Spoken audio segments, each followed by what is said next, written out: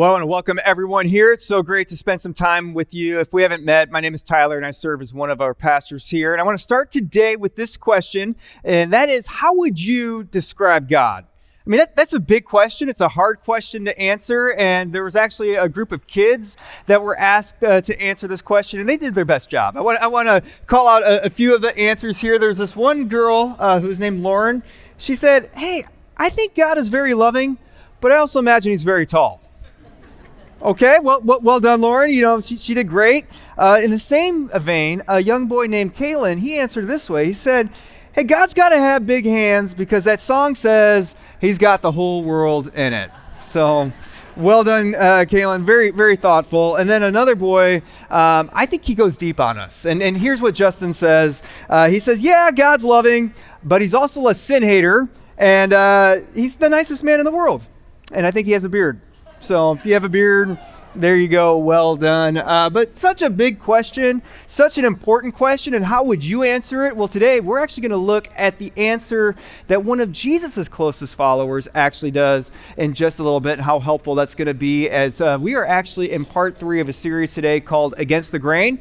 And there's a different question that is just driving this series. And it's such a big question that over 12 billion searches have actually happened on Google with this. And we're wondering this. And that question is, hey, how do you know you're living your best life now?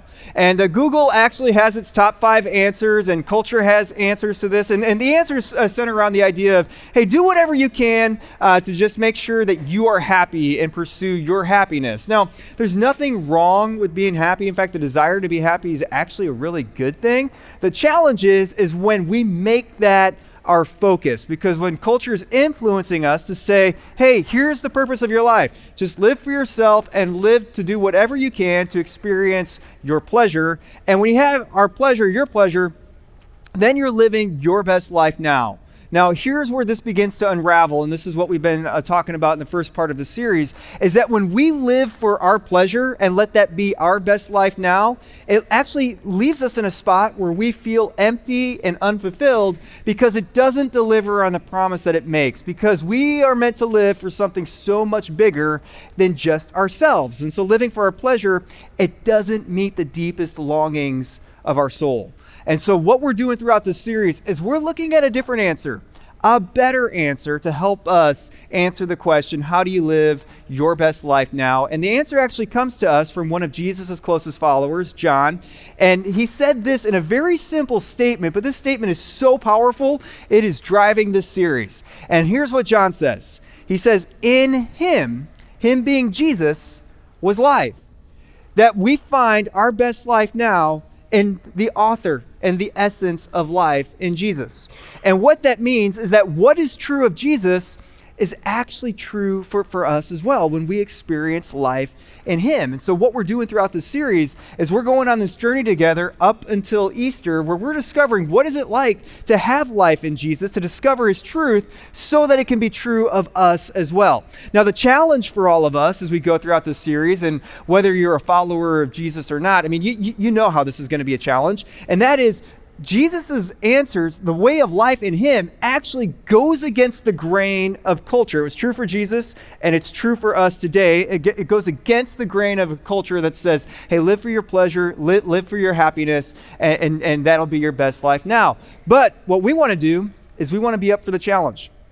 Because our hope and our prayer is that what we'll see and what we'll experience is that we can actually find our best life in living for Jesus. And so if you missed any of the previous weeks, or if you're new with us, we are so glad that you're here. You can actually catch up, and we want to encourage you to do so by going to our YouTube channel or subscribing to our podcast, and you can catch up with any of the weeks that you missed out. But don't just stop at catching up. Share it with a friend. If you know someone who's feeling empty and unfulfilled, share this with them so that they can find hope and find life in Jesus as well. And so today what we're doing is we're going to look at another against the grain idea that goes against the grain of culture, but it leads us to finding life in Jesus. And this idea actually comes from the question, hey, what is God like? Because what happens is that one of Jesus' closest followers, John, just shortly after he said in him was life, actually describes what Jesus is like. And Jesus is God personified, So this gives us a picture of what God is like. And here's the difference between John and you and me and those kids that we talked about earlier. John interacted with Jesus. He spent time with him. He talked with him face to face. So he knew exactly what he was like. And he gives us the answer to what God is like in this other very powerful phrase. And so, John, how would you describe Jesus? What is he like? Here's the answer. Hey, we have seen his glory, the glory of the one and only who came from the Father. And here's the answer, a very powerful phrase. He is full of grace and truth. And so right out of the gate, what John is doing is he's actually going against the grain. He's showing us how Jesus went against the grain of culture by introducing this simple phrase, full of grace and truth. Because the readers back then and the time that people spent around Jesus, they would have had a completely different view of God. They would have said, no, you mean he's full of rules and truth, and justice and truth, and judgment and truth, because that was their view of God back then, that he's just all full of this truth. And John says, nope, we're going against the grain. Jesus came and he showed us what it was like and what God is like by being full of both grace and truth. Now, in our culture today, we have varying views of what truth is. And we say it in different ways, where we say, hey, I'm going to speak my truth, and you go speak your truth, and I'm just going to tell it like it is, and I'm going to keep it real, and I'm going to call it like I see it. And we base our truth based on our perceptions and our experience and how we are experiencing all of that. Now, we've also had this happen to us, where someone else has used truth or their version of truth to use it as a weapon against us, where they just kind of come up to us and say, hey, you know what? I'm going to tell it like it is. I'm going to keep it 100. I'm going to keep it real. And then they just unload on us. And it wasn't just truth. It was also hurtful. You walk away from it like, that's kind of like a jerk, just came and talked to me about that. And they just use their truth as a weapon against us. Or they've used their truth against us like this, where they say, hey, because the way that you live or your truth is different than their truth, they're going to push you to the side and say, I can't be around you. And I'm going to encourage others to not be around you for the same. That's called cancel culture that we see. And it's because we don't line up with that version of the truth. And so what is truth? Well, a truth definition, very simple one, and dictionary.com actually says it's just being consistent with reality. So the phrase, hey, I'm keeping it real, actually falls in line with that definition of what truth is. The challenge for us is based on whose reality. Is it my truth, your truth, someone else's truth? And we run into that argument and that discussion of based on whose reality. Now, if John were among us today and hanging out, he'd come to us and he'd hear that discussion and he'd just like shrug his shoulders. He's like, this doesn't make sense. Why are we talking about this different versions of truth? Because I've actually seen the truth. I've interacted with the truth. In fact, I know the truth because I've seen truth personified. And that is Jesus. That Jesus is the truth. And so we are consistent with his reality. It's him because he is the truth. And we might hear that today. We might like, we push back against that because that just feels too absolute. We'd say that's just too absolute. That's an absolute truth. And in a culture that says, hey, you can't have absolute truth, which really, that phrase, you can't have absolute truth, is an absolute statement. And so we all gravitate towards absolutes. And that's just something just to be aware of. We all gravitate towards that. And so John says, I know we all gravitate towards that. And so here's what I want you to keep in mind. Jesus came in, he was truth personified. He is the truth. It's his reality. And so Jesus is full of truth. But he isn't just full of truth. He also went against the grain and was full of something else, full of something life-giving and life-changing, that when we experience this really leads to our best life now, and that is Jesus was full of grace. And here's what grace means. Grace means getting what you don't deserve. And John, right out of the gate, says Jesus went against the grain by being full of both grace and truth. And so let's look at these two side by side and look at the different messages that grace and truth give.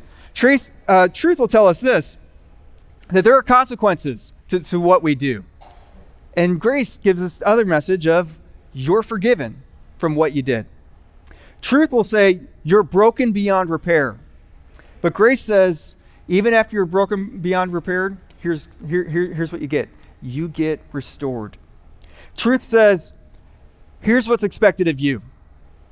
Grace says, even though you didn't live up to the expectations, I love you no matter what you do. And that's what Jesus was full of. He was both grace and truth. And here's where this starts getting personal for us. All of us, we naturally lean one way or the other, personally speaking. And so, for example, how many of us would say, by show of hands, hey, you are a truth teller. You naturally lean truth. You just tell it like it is and you keep it real, okay? There's a number of hands up here. Yeah, we just keep it real, right? I mean, I lean truth. Others of us, we would lean more grace. By show of hands, how many of you lean more grace? You give second chances, you give others. Yeah, you don't tell it like it is, but we naturally, we lean one way or the other. And here's what we do when we lean one way or the other. We find someone who leans the other way, and we usually end up in a relationship with them. And we experience this in our different types of relationships. In my home, for example, I lean more truth. And I know why I lean more truth. I grew up in a home full of truth tellers. I mean, we just told it like it was. We didn't pull any punches. We just called it like we saw it. And as a result of that, I grew up just more as a truth teller. Now, my wife actually leans more grace. And she is so grace-filled. And she grew up in a home that was very full of grace. I mean, you spend time with her home, they would give the benefit of the doubt.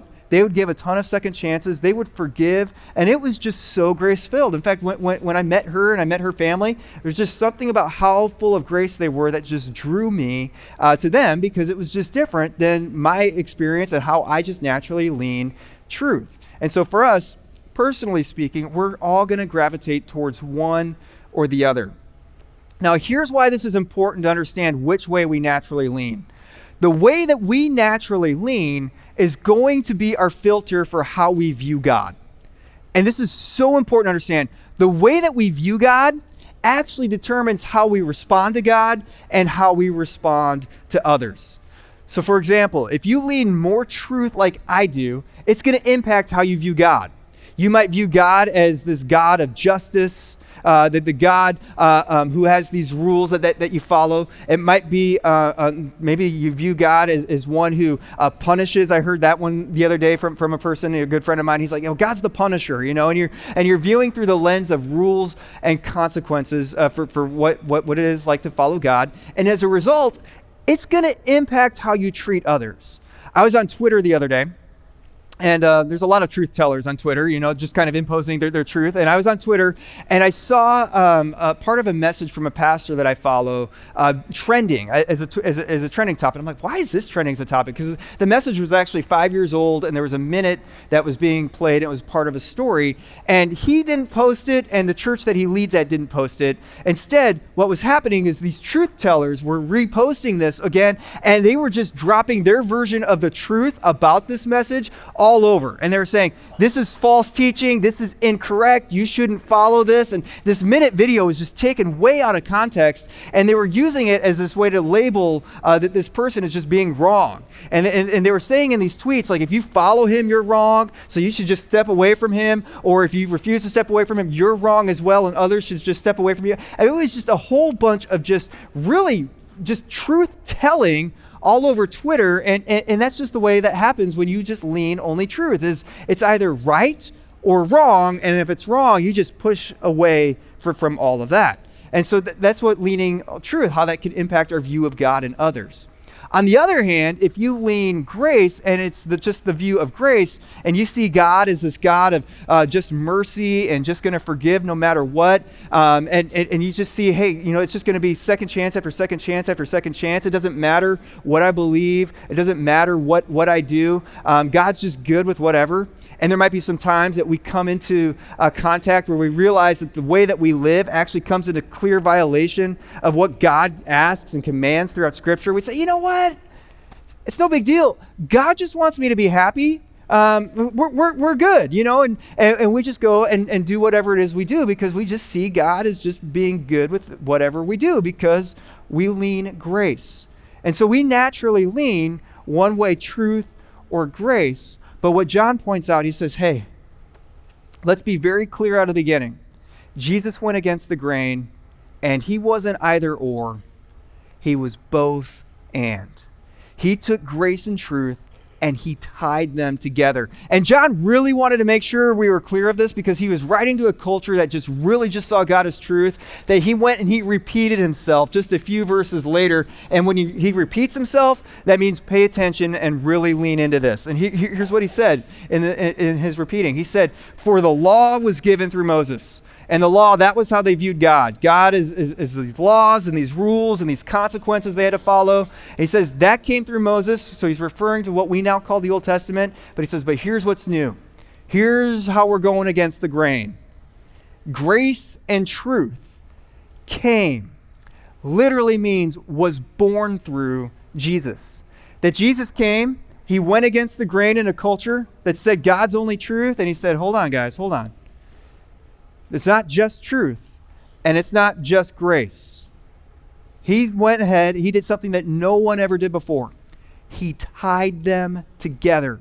He said, I'm not going to be a balance in between one. No, he was filled to the brim of both because he personified both. Jesus was full of both grace and truth. And what we read about Jesus and we follow him in the different biographies, the different accounts of his life, we see Jesus doing this again and again, just interacting with people and showing what he was like and what God is like by showing them grace and truth. And one of the greatest examples of this is actually found in who he invited to be a part of his inner circle and those he invited to follow him.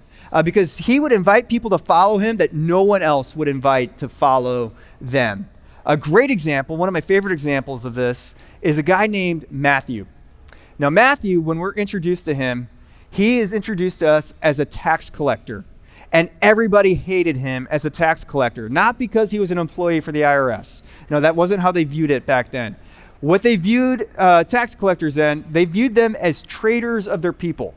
Because back then in ancient Israel, they were being oppressed by the Roman government, and what they were hired by the empire to go to their people, collect taxes, and give that money to the empire that was oppressing them. And so they viewed these tax collectors as traitors to their country. And even more than that, it was widely known that tax collectors would actually charge more money than what they were actually owed. And they would take that difference and they would just put it in their pockets and they'd get rich off of that. And so they were not just traitors, they were also thieves from their people. And so culture back then said, here's what we do with tax collectors. We push them to the side and we just keep them away. We don't have anything to do with them. In fact, we hate them so much, we're going to come up with a phrase for them. We're going to call them worse than sinners, whatever that means. But they're so bad, we have nothing to do with them. Well, Jesus sees Matthew at a tax collector's booth and he goes against the grain. And he goes right up to Matthew and he says, hey, Matthew, follow me. Join my circle. And what's amazing about Matthew actually gets up and he follows him. And he invites Jesus over to his house to hang out. And this is where we pick up, where Matthew starts describing this interaction like this. This is so powerful. Where Matthew tells us, hey, while Jesus was having dinner at Matthew's house, many, more than one, tax collectors and sinners came and ate with Jesus and his disciples. Now, we know today to invite someone over to our house for dinner, that's a big deal. I mean, that's saying, hey, come to my house, you're welcome, come hang out. Back then, this was a huge deal. This was a way of saying, hey, we're tight together. You're in my inner circle. We're associating ourselves. So Jesus eating with this many tax collectors and sinners is actually telling the community around him, hey, we're boys.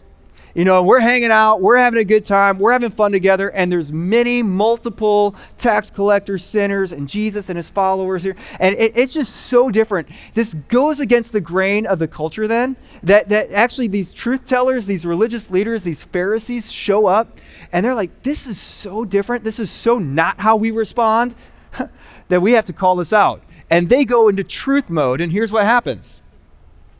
The Pharisees saw Jesus eating with these tax collectors, and so they asked his followers, why does your teacher eat with tax collectors and sinners? Because this just went against the grain of how they think Jesus should respond to those tax collectors. Because they're thinking, hey, Jesus, hold on. If these tax collectors are here, They're so bad, they've sinned so much that the right with God response is this: we just step away and stay away from them.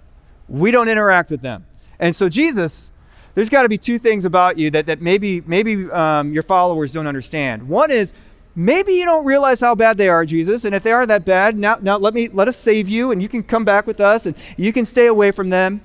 Or, and they think this is probably the more likely thing, Jesus isn't really the man of God that he says he is.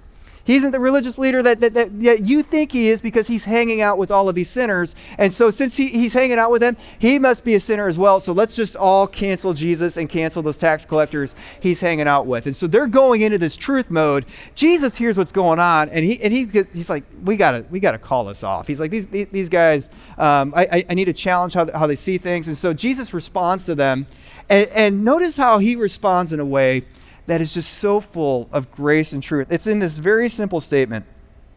He says, it's not the healthy who need a doctor, but it's the sick. And in a very simple statement, Jesus is just starting to call out the grace and truth. He says, here's the biggest difference between Matthew and the Pharisees. And that is, Matthew, though a tax collector, he knows that he's gained a lot in his world. He's been living for himself. But there's something off in him. He's missing something. Something in him is empty or unfulfilled. And we know that because Jesus invited him to follow him. And for whatever reason, Matthew got up and left his booth and followed him. And he didn't know a whole lot about Jesus then. But perhaps whatever he was missing in life, perhaps he thought maybe Jesus has it. But these religious leaders, these Pharisees, they're saying, hey, we don't need Jesus. We're fine with God without him. You know, we're doing okay. And so Jesus says, this is the biggest difference right now. I know Matthew's sick. He knows he's sick. That's the truth. But here's the grace. I came here for him as a doctor comes for those who are sick. I came to bring healing in his life. He's demonstrating how he's full of grace and truth. And to make sure that these religious leaders got it, he just punctuates it with this statement. And I love what Jesus does here. He starts off by jabbing with them. He says, go and learn. And this is him poking fun at them because all they do is learn. I mean, that's their way of life. He says, hey, I want you to go and learn. And then he quotes from this old prophet named Hosea, which they probably have this phrase memorized. They know it in their head, but they don't live this out. Here's what Jesus tells them. He says, I desire mercy, not sacrifice, for I have not come to call the righteous, but sinners. And Jesus is acknowledging that grace and truth here. He says, here's the truth. We've all sinned. Matthew sinned, and that sin has separated us from God. Whenever we've gone our way rather than God's way, that's created distance from God. And Jesus says, but here's the grace. I came to give what you don't deserve. I came to give Matthew what he didn't deserve. I've come to call and invite them to follow me. And Jesus just does this again and again. He demonstrates grace and truth. He wasn't either or. He was both and he went against the grain of that culture by showing again and again what it's like to give grace and truth. And it's going to go against the grain for us in a number of different ways because we naturally lean one way or the other. But Jesus' invitation is for us to receive and then to give both. And it's going to impact us in a few different ways. First, for those of us who naturally lean grace, and we see God as the God of grace, but we become resistant to truth because we might hear some things like truth, like, oh, that feels absolute, that feels mean, that feels judgy, that feels guilt, that feels like condemnation. And you resist truth because of those feelings, because of how unloving it may feel. Here's why I want to encourage you to also see Jesus full of truth. See, truth isn't there to condemn us and to make us feel bad or feel guilty about ourselves. But here's why Jesus wants us to see him as full of truth. He uses truth to transform us. See, ultimately, what Jesus wants to do is he wants to invite all of us on a relationship to follow him because he wants us to find life in him. And life in him actually will lead us to a place where we actually become someone who loves, looks, and lives like Jesus. And so what Jesus is showing us with truth is like, hey, I want you to see where you're off and not living your best life now. It's like a measuring tape. He's like, if you're over here and you're experiencing something that's not best for you, and what's best for you is over here, and this is the truth. What truth does, like a measuring tape, it shows how far we're off. He shows us, hey, here's where you are. Here's where I want to lead you to help you become someone that I want you to become, because you're going to become someone who loves, looks, and lives like Jesus. He doesn't want us to stay in a spot where sin is just continuing to leave us in a spot where we feel empty and guilty and unfulfilled. He uses truth to transform us to become someone who looks just like him. And that's how we experience life in him. Now, for those of us who lean mostly truth, and we hear God is the God of grace, and we get a little nervous because we start thinking like, well, hey, does that mean no limits, no boundaries, anything goes? You know, what do we do about that? Here's why I want to encourage us to also see God as the God of grace. Because the truth is, we've all sinned, and we know this. We've all done things our own way rather than God's way. In fact, there's times we haven't even lived up to our own expectations. So we definitely have fallen short of God's expectations. And we know that that's created distance between us and God. And we know that there are consequences for what that is. But Jesus came. He was full of truth, but also full of grace, because here's what grace does. Grace is what connects us with God. And though there were consequences that needed to be paid, Jesus said, here's why I came. I came to pay them. I came to give you and I what we don't deserve so that we can live in a relationship with God, so that we can even accept the invitation to follow Jesus and become someone who looks like him. I was in the lobby of this location a couple weeks ago, and I was just meeting with some individuals who were newer to the Ridge, getting a chance to talk with them. And this one guy came up to me, and we were talking, getting to know each other. And then he said a statement that I've heard many of you share before, and it's a joking statement. It's a funny statement, but you also you know the feelings behind it. And many of us have said something like this. And he just said, "Hey, I came into church, and I was just surprised that as I walked in this building, the walls didn't fall down on me." And we know what that means. Like, oh man, I never dreamed of myself stepping foot in here. And I know what I've done. I know what has happened in the past. I know how I've hurt others. And I just don't know if God would actually welcome me here because of what I've done. And he was just feeling guilty and condemned for what's happened in that past. And we felt guilty and condemned for maybe what's happened in our past. And that's why God wants us to see him as the God of grace. Because grace is what connects us with God. And Jesus would say, here's the truth. I want us to leave our life of sin. I want truth to transform us so we can become someone who looks more like Jesus. But grace is God's gift to us saying, hey, I've taken care of that sin for you. I've paid for that on you. That even where you are right now, nothing you could have done would change that invitation to say, hey, come, follow me, and live in a relationship with me. That's how much God is for us. He welcomes all of us, regardless of what we've done, regardless of who we are, regardless of what's in our past. He has that same invitation. Hey, come follow me, and learn what it's like to live by receiving both grace and truth.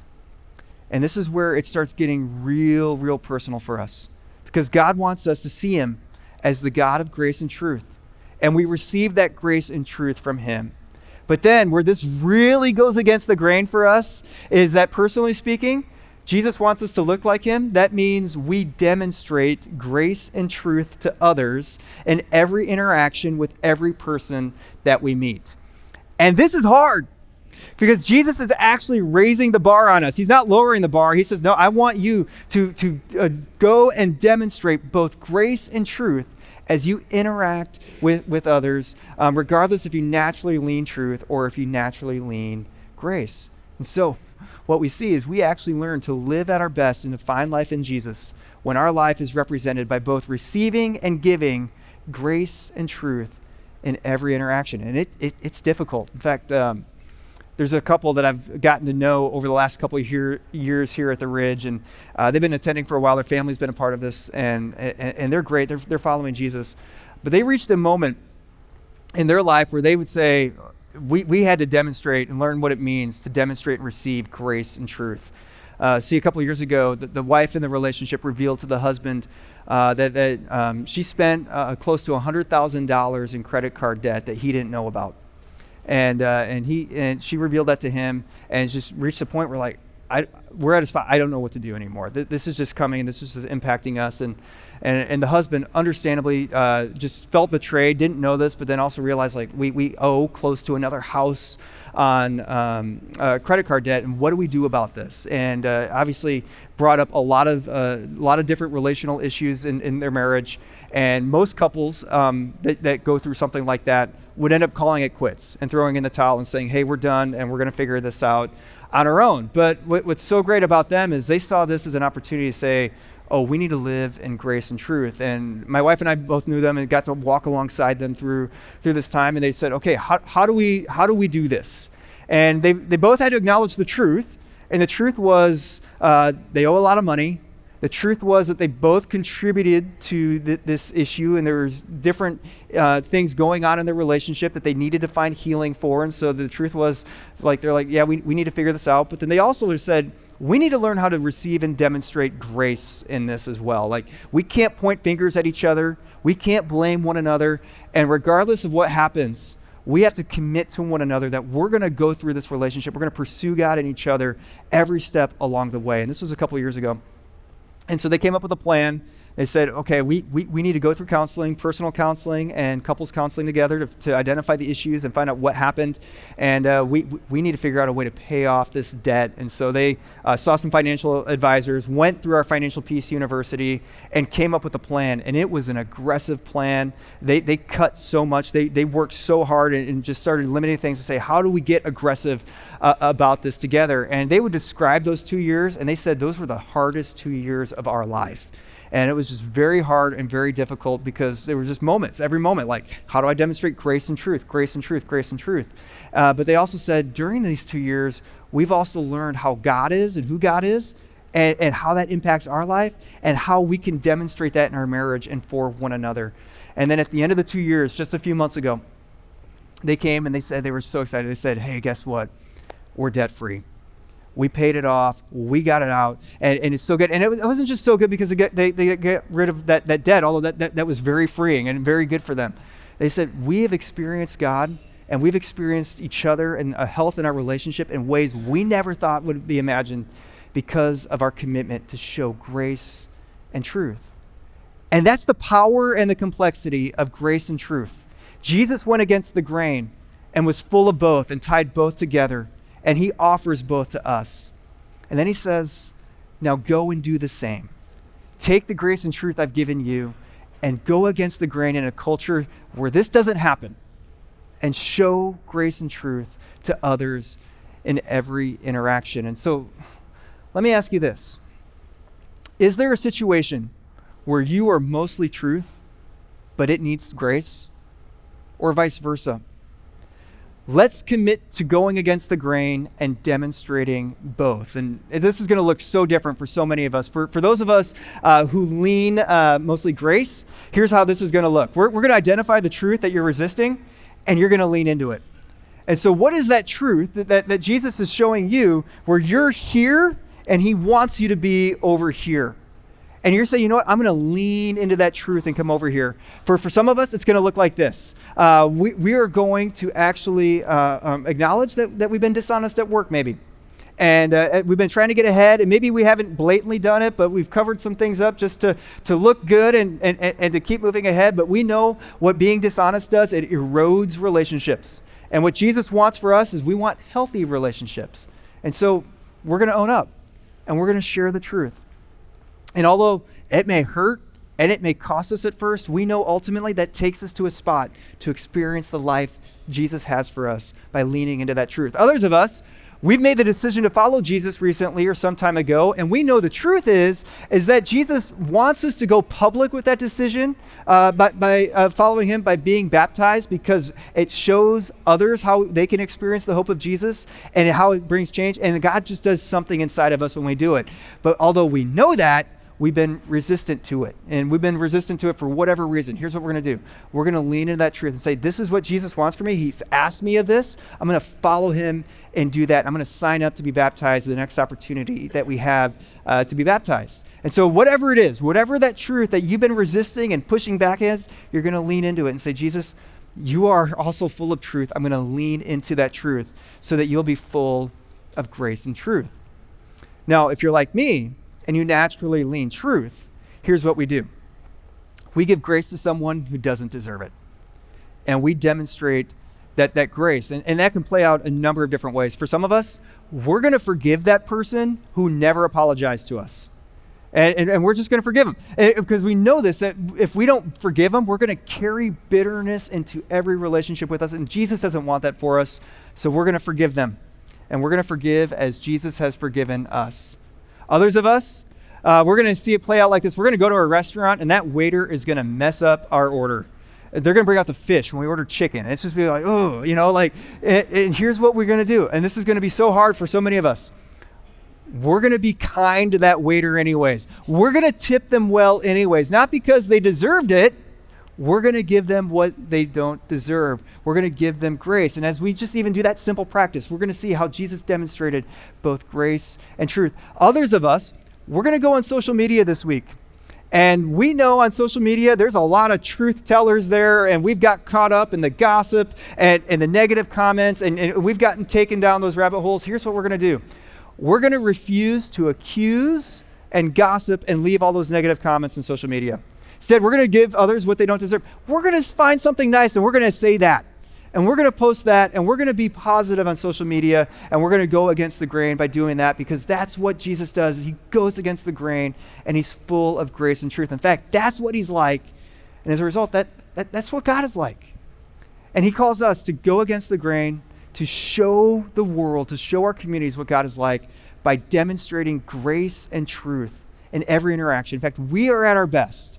We're living our best life in Jesus by receiving and giving both grace and truth. And so to wrap up our time together, we're going to take part in an act that Jesus gave us that really helps us remember and experience the grace and truth that Jesus was full of. And that's by participating in communion together. Because the truth is that we've all sinned and we've separated ourselves from God. And the truth is that sin needed to be paid for. But the grace that Jesus demonstrated was he gave his life for us to pay for that sin so that we could find life in him. And so right now, I'd encourage you to just go ahead and take the baskets and pass them down your row full of the communion items. Go ahead and take those items out of the basket. If you're uncomfortable taking communion, you can just let those elements pass you by. But on the top layer, there's a cracker, which represents the bread. Bottom layer, there's some juice, which represents the cup. And that night, before Jesus was killed, he had this meal with his closest followers.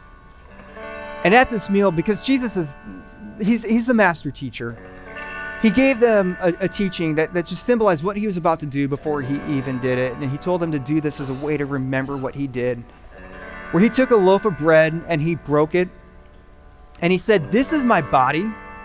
I want you to take and eat, because this body has been broken for you for the forgiveness of your sins." Because the truth is we've sinned, and the grace is Jesus broke himself for us to pay for that sin. And then shortly after that, he took a cup and he poured it out. And he said, "This is my blood, which has been poured out for you for the forgiveness of your sins." Because the truth is we've sinned.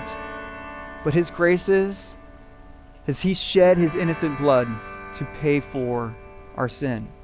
And so here's what we're going to do. I'm going to invite you at your seat just to take a quiet moment, take of those elements, reflect on the truth and the grace that Jesus has demonstrated for you by paying for your sin and inviting you to find life in him. Take a couple moments and let's reflect on that together, and then we'll wrap up.